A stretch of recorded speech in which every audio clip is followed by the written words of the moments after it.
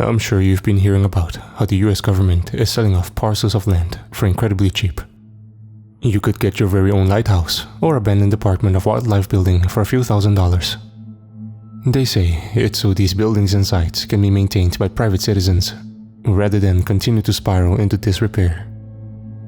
Recent experience has led me to the conclusion that the real reason is far more sinister. I knew it was going to need some work when I saw the pictures. Peeling paint, doors taken off their hinges. The thin spiral staircase leading to the top was missing a step. But with a starting bid of $1,000, on the off chance that it worked out, it was worth it.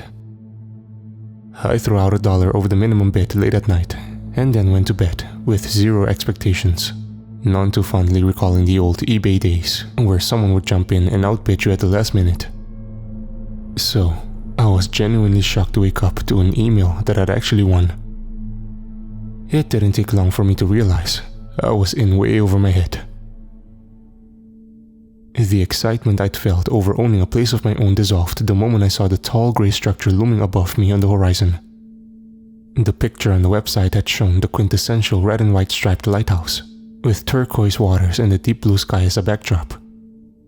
This building was a stark grey pitted stone tower, sitting atop a windowless cement base. I checked the paperwork. This was the correct address. I tried the code on the lockbox. It worked. I emailed the contact information from the website, but I wasn't sure what to do while I was waiting, other than check out the inside. As I walked the narrow and winding path to the door, I couldn't help but notice how the beach grass and flowers that dotted the rest of the landscape stopped abruptly at the beginning of the pathway. Seabirds, too, stayed far away. Walking in, I was overwhelmed by the amount of work I could tell that the place was going to need. It was even worse than the pictures had indicated. Paint had long peeled off, revealing large patches of discoloration on the walls and ceiling. Doors from the small rooms had been taken off their hinges and used to board up the entrance to the cement cylinder that served as the base. There was a sort of heaviness I felt the moment I stepped over the threshold. At the time, I chalked it up to buyer's remorse from seeing the level of disrepair it had fallen into. I've since come to believe that when a place is exposed to centuries of death, loneliness, and madness, it becomes as much part of it as the floors, or walls, or roof. The company replied. They seemed as confused as I was about the pictures and apologized for the mix-up. It seemed like an innocent mistake. It probably should have deterred me, but I was still caught up in the high of owning my own land, picturing moving out of my apartment, not having a rent or mortgage. I was right in a way. I certainly won't need to worry about rent again, or a mortgage, or anything else outside of this place for that matter. I'd reached out to several contractors, trying to line up repairs. Floors, walls, doors, stairs, you name it, there was something wrong with it. Most had straight up turned me down when they heard where the job would be. Some politely but nervously declined. Others just hung up on me. It took me weeks to finally find someone from 2 towns over that was willing to come out and even take a look. He was a friendly guy that introduced himself as Joey, and offhandedly mentioned he was surprised to see the place with another new owner so soon. Before I could ask any follow-up questions to that, he was off measuring and jotting down notes, and then disappeared up the stairs. As the sun began to set, I realized it had been hours since I'd last seen him. I saw his pickup still sitting outside and called around for him. I walked up to the very top, careful to avoid the missing step, taking in the briny air while searching the perimeter. I checked each of the small rooms with their peeling paint and stained floors. I went to the bottom and then reluctantly to the only place I hadn't looked yet, the cement cylinder at the base. I'd stuck my head down there the very first day after removing the barricades and immediately decided it was a place I'd prefer to never visit again. It was made up of a series of narrow and dark concrete tunnels, stained with rust and filled with a dank, mildewy smell. Without windows or power, it was pitch black there even during the brightest of days. I opened the door and called out for him, but my own voice echoing back at me was the only response. Reluctantly, I descended, shining my flashlight around the interior of the tunnels and trying to convince myself that I definitely could find my way back and probably wouldn't be trapped down there forever. At the end of one of the passageways, I saw something that surprised me. A set of ancient-looking stairs that led downwards. I was confused, because the cylinder was at the very bottom. Anything below it would have been solid rock, and eventually the ocean. I found my palms sweating so profusely at the thought of going down those stone steps that I nearly dropped my flashlight. I called his name weakly, but heard nothing. It was unnervingly quiet, a sort of thick silence that was heavy on the air. I hesitated. Part of me just longed to be in the lighted interior of my car, doors locked, on the way back to my crappy apartment. It would have been easy enough to get lost down there, and the thought of abandoning someone else to the darkness encouraged me to fight through my own fears and continue onward. I took a deep breath and cautiously took the first step. The tunnels just a dark blur behind me. The stairs formed a spiral downwards, and as I descended, it felt as if the pitted walls began to close in around me as I continued down what seemed like an endless amount of stone steps. I knew I had to have been impossibly far down, at least 10 stories below the ground level. I still saw no sign of Joey. My voice had long since stopped echoing as the space around me had narrowed. Every so often, I'd come across graffiti, drawings, tally marks scribbled or scratched into the walls. At the top of the stairs, someone had started in the middle of a long and rambling letter to a loved one that wrapped along the ever-narrowing walls in a cramped handwriting. The further I continued downwards, the content devolved into nonsense. Words were written on top of each other and strung together to form meaningless sentences, and then eventually stopped altogether. Different handwriting had picked up where it left off, and had simply said, "They are waiting." Others seemed to have underlined and circled the phrase in agreement as they too walked by. After I passed an "I'm not ready yet" that looked to have been written in blood, I decided that I was done reading graffiti and that I'd focus strictly on the stairs. The darkness, the narrowing walls, the slick steps. I paused at one point and wondered why I was still going.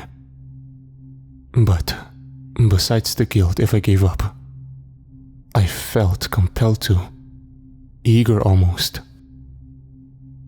Just as the space became so tight that the stone painfully scraped against my shoulders, the stairs sharply stopped at a small platform that opened into a tiny room. The first I'd seen since I'd been down here. The walls were covered with apologies, goodbyes, confessions, love letters, some written, some carved into the stone. Of those that were still legible, some were written in anguish, others with fear, some were just pure madness, but not one of them expressed hope. Someone had written, "Exit here," in large, disjointed letters, with a crudely drawn arrow pointing downwards to a hatch on the floor.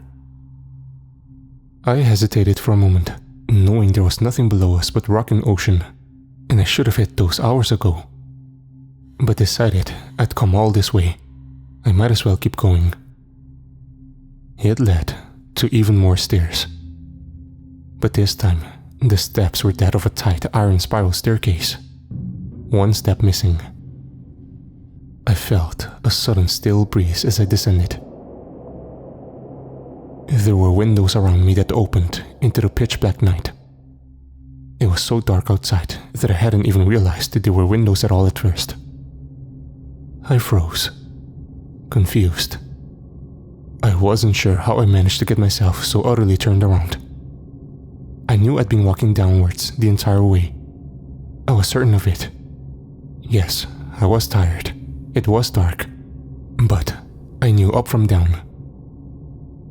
I heard a sound from below. A whirring, and I thought I'd finally found Joey, or somehow some sort of exit. Something, anything but more stairs.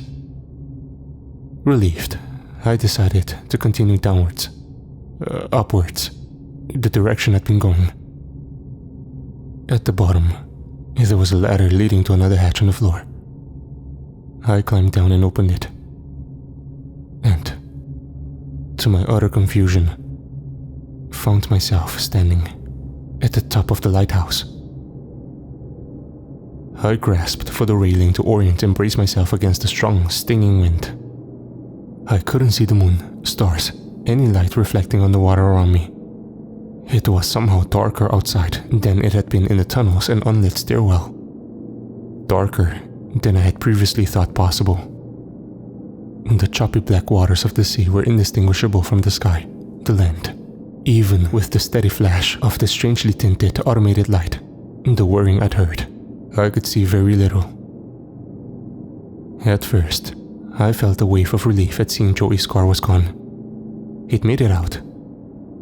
But it was short-lived when I realized that mine was gone too. The shore, the beach houses in the distance, everything was gone. The wind had picked up. Instead of the light and briny sea air, it was heavy in my lungs and had a smell. Earthiness mixed with something else that I couldn't place at the time. Although I couldn't see much of anything beyond the railing when the light above flashed, I could just make out pale, nearly translucent forms being tossed along in the black water far in the distance. When I finally managed to look away from the hypnotizing motion of whatever was floating in the waves, I realized the slick floor was littered with items. Joey's shoes, notepad and tool belt, a woman's purse, leather peeling from the constant barrage of the black water, piles and piles of neatly folded clothes. I panicked, opened the hatch I'd come down, up, through. I was relieved to see steps leading down. I rushed back down the metal stairs, slipping from the dark water that had splashed against my shoes before making it back to the platform. I ran as fast as my tired legs would allow, past the hundreds of additional "they are waiting" messages I had missed the first time. It wasn't until I reached the top of the stone steps that I paused for the first time, and I took deep gulping breaths in relief, until I saw it. Exit here. The arrow pointing upwards. I told myself I must have missed that on the way down. I laughed, even chiding myself for my forgetfulness as I reached for the opening to the hatch, eager to return to the dank interior of the cement cylinder. I never would have thought I'd be happy to see that pitch-black series of tunnels again.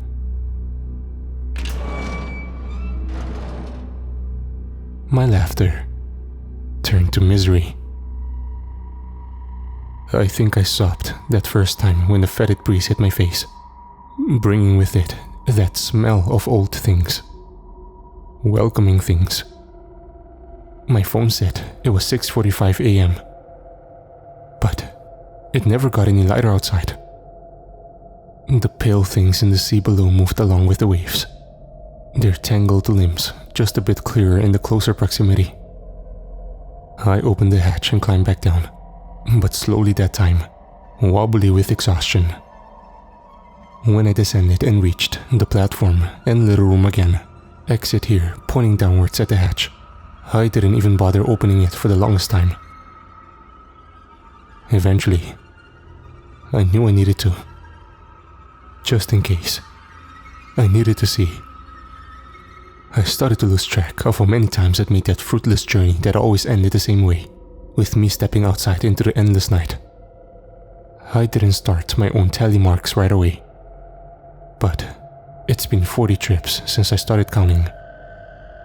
By the 7th recorded time I'd stepped out into the darkness, I was laughing.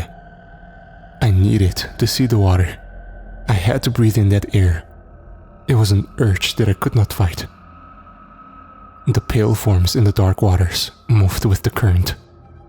Closer, further away, closer, further, closer, closer, closer still. I've been trying to conserve my phone battery ever since I found I have a faint signal in the exact middle of the stairs. I've been so tempted to call for help. An overwhelming urge that is still so hard to fight, even though I know I'd be dooming them as well. According to the date, I've been stuck here for a week with no food or water. At one point, I tripped and smashed my head on the stone steps. Based on the sound and the blood, an injury that should have been fatal. Even death refuses to grant me reprieve. I've memorized every "if they are waiting" written along the walls. Every word of each confession. I've even written a few messages of my own. One is on the wall with the others. Short, streaky, and written in the only medium I could find. For whoever is unfortunate to follow in my footsteps. And this post. A warning to others that may also be tempted to accept a deal that seems too good to be true. Although much of it is illegible, I do think the graffiti was right about two things. That out into the stale air, into the embrace of the dark sea. That is truly the exit. The only way out. And, judging by the slap of wet footsteps on the hatch above my head, they are waiting for me.